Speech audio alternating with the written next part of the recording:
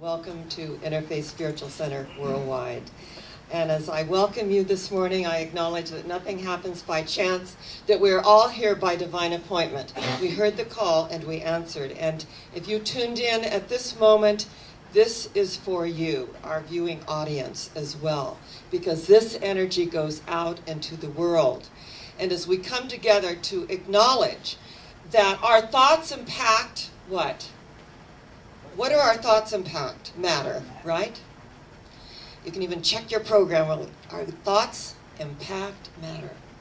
That energy is everything. Where thought goes, energy flows. And a life truly does unfold out of that. And the reason that I am in this way of life is that my life, and for each and every one of us who is conscious, shows up and we get to view it moment by moment, day by day, on what comes up. So many times we have these amazing experiences. We know in whom we live and move and have our being. Everything is wonderful. It's flowing. It's unfolding. It's fantastic. And then we have these other moments of challenge that come in. So what happens many times is we throw our power away. We give our power away when something appears to be negative. But I quit putting positive and negative on any experience. It's just experience. And that as we approach life with this knowingness that God is our source, that where thought goes, energy flows, and that I am going to be a participant in my life rather than being at the effect of my life. Now, this is so much easier said than done. And it takes practice. And when stuff comes up and we're so wanting to react to it, and I saw this great sign, it said, "Dear Karma, I can think of at least 10 people you've missed," right? So energetically, that's none of our business because the universe is unfolding as it should. So being in this way of life allows us to take responsibility, and the twin of responsibility is freedom. The freedom to live and move and have our being in this energy, and also to be in the world, and as Jesus, who became the Christ, said, but not of it. Be of a higher vibratory frequency, and allowing that energy to flow. Now, I was ever so aware in the 3 weeks that RJ and I were gone, and he was filming and recording, and there was a lot of different energy, and we were in London. And I said, we're on our way to the University of London, Asian and African Studies. And they said, what are you speaking on? And I said, world peace. And the young receptionist, he said, impossible! I mean, with that much conviction. And I said, you know what? I have worked my whole life for world peace, beginning with me. And I really believe that peace is possible, or I would not be doing this work. And if we can affect a positive change by putting out a positive energy, then we are doing a good work. Every single one of us, we are all peacemakers. Blessed are the peacemakers, for they shall be called children of God. That when things come up, to take this as an opportunity to make the shift and to send it out as a prayer. Every time I hear a siren, I just know, and I go within, that the angels go before them and prepare the way, and that whomever this energy is going toward, that they are receiving this prayer, this silent prayer. Because the truth is, we're all one. That's the truth. We are all one. Now, we can practice, this piece. We can acknowledge that, yes, this energy does impact matter, that we've experienced ourselves in a physical realm, in our physical bodies. I have been in this work for almost 50 years. I have seen amazing miracles transform. I've also seen people negate the miracle because this just isn't supposed to happen, is it? It's not rational. Well, miracles move beyond time and space and the relative. No, it's not rational. It's the energy of the heart that opens the space for the miracle to allow God to do what God does best. And I have been with many doctors that say, it's in God's hands now. Yes, it is. It's in God's hands now. And it's up to us to move back and allow this energy to flow forward to affect the change in what it is in our objective experience that looks like matter. Of course, Dr. Seuss, he had it right, didn't he? And he wrote some wonderful, wonderful children's books that I always feel that they were for larger children as well. And, he said, it's all about mind over matter. If you don't mind, it doesn't matter, right? So there's some real wisdom in that, because we make things so important. And when we back off and allow the energy just to flow in and do what it does. And, the ancient ones called the sand paintings and the weavings that they did a divine flaw, because it lets spirit come in and flow and let spirit move out again. So those things within us that we are working on, it's about surrendering. It's about letting God do what God does best by means of us, and that means that we are that instrument. We are that vehicle of the higher energy, whatever we choose to call our higher power, to realize it's right where we are as we tune in and tap into it. So this morning, as we come together and we acknowledge that, yes, it is mind over matter, but it's also heart. It's where we make the longest journey on the planet, the 18-inch journey from the head to the heart. My hairdresser was telling me about his brother who's diabetic, and he was supposed to have his legs amputated, and the doctors went to him and said, well, we can amputate your legs and you can live, or we cannot do that and you can prepare for death. And this is what the doctor told him. And he said, my wife and I got up Monday morning and she said, let's go to LA to see your brother. And he said that they began to pray with him, and they began to invite the energy of the Almighty One that flows through each and everything. And he said, I just felt that the Holy Spirit was just using me. I didn't even know what I said. I just let it all go. And I felt at that moment something had happened. The next day I received a call. He said, the doctors came in, they took all these tests. I don't need to have my legs amputated. I'm responding to the medication that they gave me. This is an absolute miracle. And he said, at that moment, I just said, this is a God thing. This is a God thing.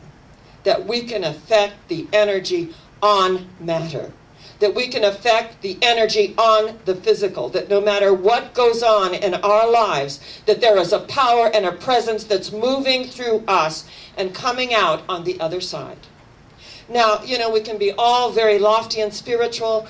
And on the very last leg of our journey, we went through Heathrow. And that is the airport in London, and they have a new terminal. It's been open 2 days. We were there on the second day. And it's really interesting because I usually send this, both bags through, but I was going to save $125, and I was going to do a carry-on. And what I forgot is that, I had things in there that I guess were more than the little tiny baggie that they give you of liquids. Now, we're being very lofty and spiritual, and we've been on this 3-week mission, and it has been just such a great success, and there have been standing ovations and accolades and all kinds of amazing things that have come forward. And he started going through my things. And RJ said, boy, when he got his hooks into you, it was really interesting, going through every single thing in my back. And somehow we filled up that little baggie that they allow you. And so now he's going into my special creams and my special hair. I said, oh no, not my big sexy hairspray. That's expensive. Give that to me. And so I did a one over. I did this. I go, now you can have it. And RJ says, what do you do with all this stuff? I hope you give it to the homeless. And he goes, oh no, that would be stealing. He said, well, what do you think you're doing now? Please. So, and I just started laughing, and I said, here we've had this amazing world peace, and we're out there. We get to the TSA at United Airlines, and they're going through all of our stuff and throwing stuff out, and they threw RJ's coconut hand cream. She says, do you want one last? She actually asked him if he wanted to use it one last time. He said, no, use it on your split ends. So then, you know, we're doing this whole thing, you know, about world peace, but don't get into my stuff, right? And so I just started laughing, realizing that, you know, there is nothing I can do about this man. He goes, it's the second day, and he goes, we have to go by the book. And I said, well, that gal let things slide, you know. I want her to go through my things.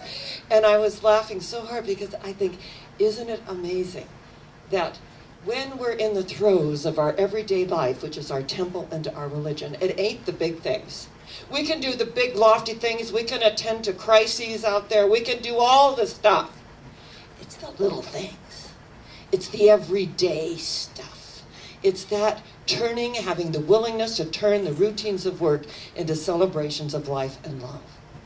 And, you know, some of us are just make a profession out of being and those that talk behind our backs, they're at our back for a reason, aren't they? I mean, we just got to bless them and let them go. And when we acknowledge that bless those that curse you and say all manner of evil against you for his name's sake, you know, people are where they are. That's a call for love. So it's about us. If we have the awareness, we make the adjustment. And when we make the adjustment, we create a larger space to receive. And I bless every single bill that comes in to my energy field. I acknowledge that it's an honor and a privilege to live in this country. I am so grateful at the deepest level to be here. And yes, we have a lot of work to do.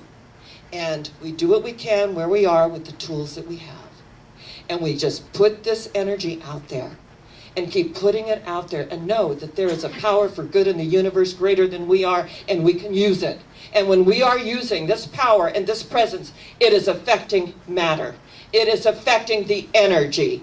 It is allowing us to open up in a way that we have never opened up before. And it's acknowledging our own little human foibles and being willing to laugh at ourselves. It's so important to be willing to laugh at ourselves. And finally, when he got into some of my feminine things, I said, I am almost a 70-year-old woman next month. Do I look like a terrorist? And he said, no, you don't, Mom. No, you don't. We're blown. And, you know, he zipped it back up and put it back in. And so we were on our merry way. And laughing.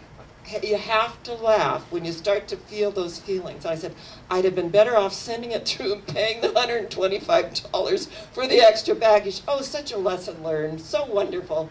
Everything can be replaced. That some people need to go by the book. It's the letter of the law. Others go with the spirit of the law. And you just have to allow life to do what life does best and to let it flow. And as we let it flow, we don't give away our happiness. We don't give away our power, and we don't give away our good. We keep in alignment, realizing, yes, we all have that flaw, that divine flaw. And there are those that will find it immediately and bring it to our attention. We bless them. Go with God, but by all means go. And as we do that, something begins to happen within us as we begin to enlarge the space of consciousness, to realize that our thought is energy and does affect matter, and that there are a lot of physical things going on, and that as we keep sending the love energy, as we keep allowing ourselves to realize that this too shall pass, but the truth, the energy, the enlightened knowingness envelops all of it. This is just temporary. This is part of the human condition. These are the little toll fares of life. I got a parking ticket, you know, I was at 6:15 in the evening on Palm Canyon when I went to the spa, and I thought, oh, they don't come till after 6. I looked closely, and it's 8 p.m., and I thought, oh, isn't that interesting? Another little toll fare of life. We don't like it, but these little things happen, and so we just draw the larger circle and include those things. And when we include those things, we don't give our power away to it. We open up the space for a new reality, a new beginning, a new opportunity. And as we do that, We don't view things in the same old way. They are all opportunities for us. And to handle it in a peaceful way. And to acknowledge the human condition is going to come up. We have to be able to laugh about it. We have to be able to acknowledge. And when we need to acknowledge something, we can say it assertively, but also with intent that I care about you. And I can still speak with intent. And out of that intent, people get it. So today, as we come together to acknowledge the truth of our being and the opportunity that's there for us, that whatever is going on in our lives at this moment, that we can make the shift.